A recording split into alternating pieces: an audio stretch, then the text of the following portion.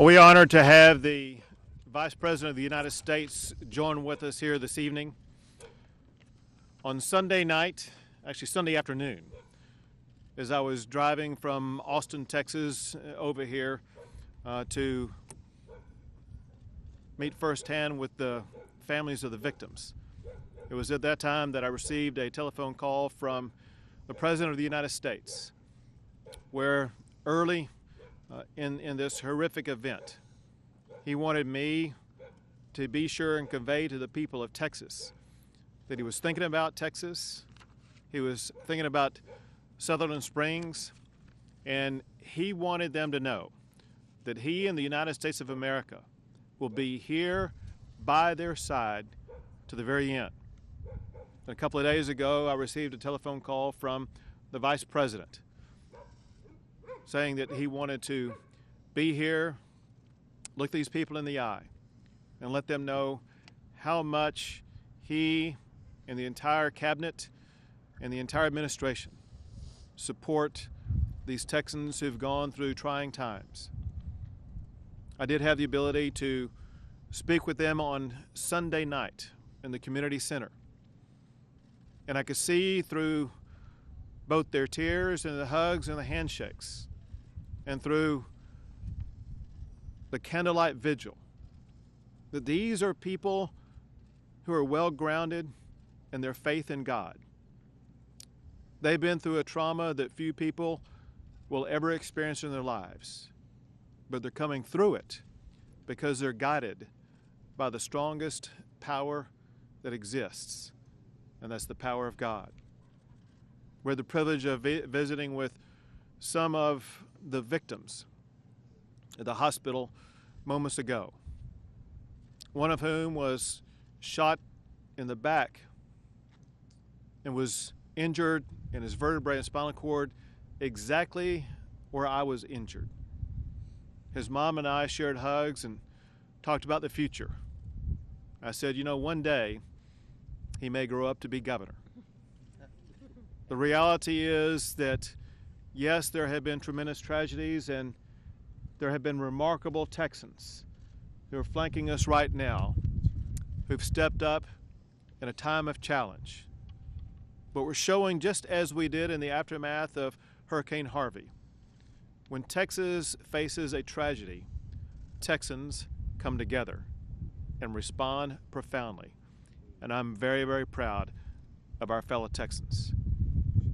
I'm also proud of a man who has, for a multitude of reasons, been spending a lot of time in the state of Texas.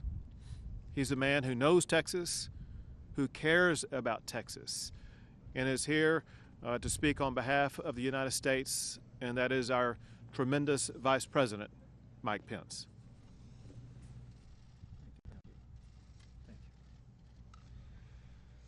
Thank you, Governor Abbott. Thank you for your strong and compassionate leadership in this hour of trial for the people of Sutherland Springs and people of Texas as a whole. We admire you and appreciate you greatly. Karen and I come to this place with a heavy heart. Grateful to be joined by leaders in public life, in law enforcement, and to have the privilege to meet the leadership of this special church and the heroes that came alongside them. We just met earlier with several members of this church who are recovering from injuries at Brooke Army Medical Center. And we were deeply moved by their faith and their resilience. In just a few moments, we'll meet with families of the fallen and put our arms around them and assure them that every American has them in their hearts. President Trump asked us to be here to say to the members of the First Baptist Church and to Sutherland Springs We are with you. The American people are with you. And as the President said on Sunday, halfway across the world, we will never leave your side. The Bible tells us that the Lord is close to the brokenhearted. And that'll be our prayer for you, for this whole community. 3 days ago, evil descended on this small town and on this small church. We gather today to grieve with those who grieve, but also we gather in the resolve that this evil must come to an end in our land. At President Trump's direction, our administration is providing the full measure of federal resources to Governor Abbott and state and local authorities.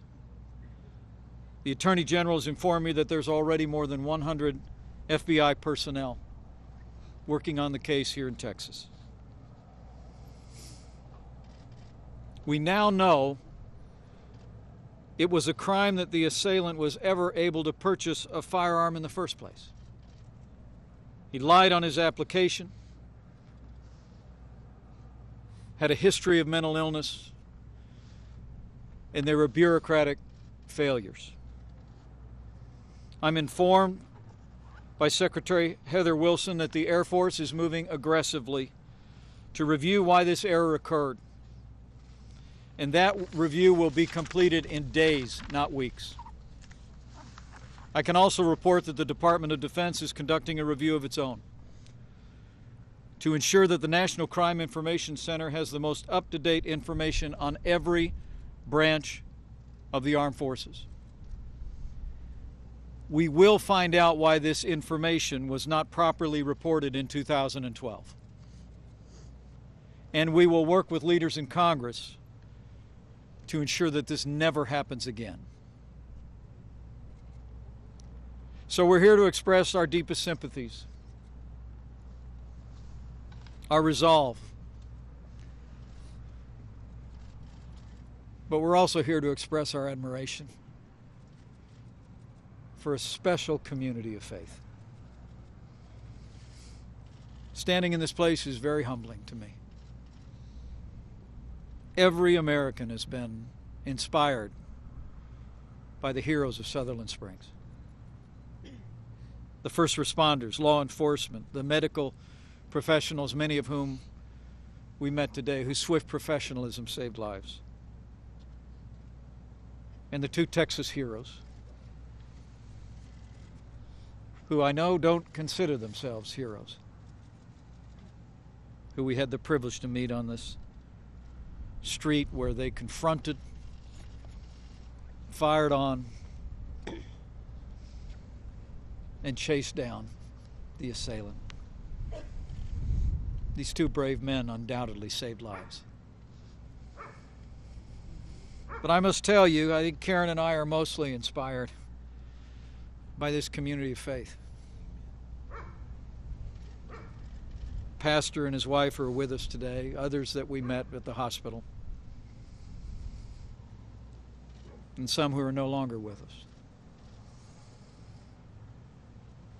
We just met Gunny Macias, who's recovering from serious injuries, shot 5 times. But I was told, despite his injuries, that Marine stood up and was triaging the scene, barking out orders. And then we think of Joanne Ward, who laid down her life, shielding her children, ultimately saving her son.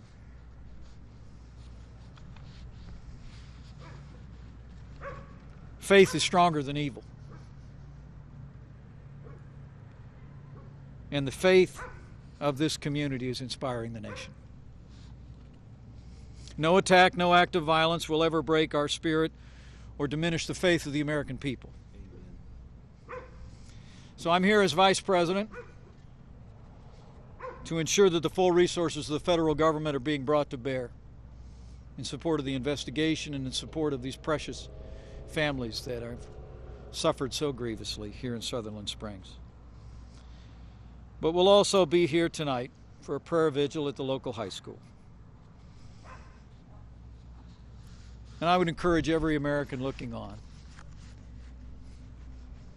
keep this community, keep these precious families, families of the fallen, families of those who are recovering from their injuries, and all of those affected by this horrendous act of evil in your prayers. Prayers make a difference. I had one of the family members of the hospital today tell me that they feel the prayers of the American people. We'll get through this. We'll get through this through faith, and we'll get through this on the basis of the good and strong people of this community and of this great state. Thank you.